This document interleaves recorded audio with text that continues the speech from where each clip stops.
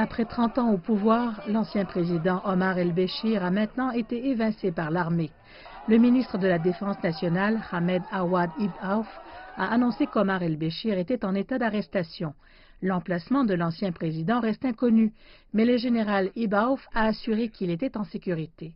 Il a également annoncé la mise en place d'un gouvernement de transition dirigé par l'armée pour les 2 prochaines années. Nous annonçons un cessez-le-feu complet dans tout le Soudan et la libération immédiate de tous les prisonniers. Cela permettra de créer une atmosphère de transition pacifique du pouvoir et permettra aux partis politiques de s'organiser. Des élections libres et équitables auront lieu à la fin de la période de transition.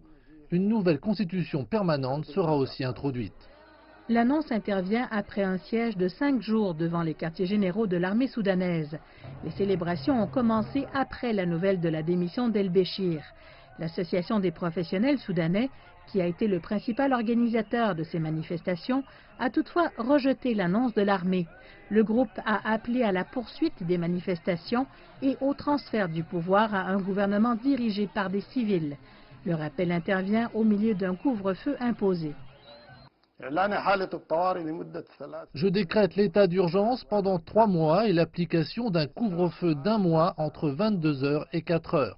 Nous fermerons l'espace aérien pendant 24 heures et tous les points d'entrée au Soudan jusqu'à nouvel ordre.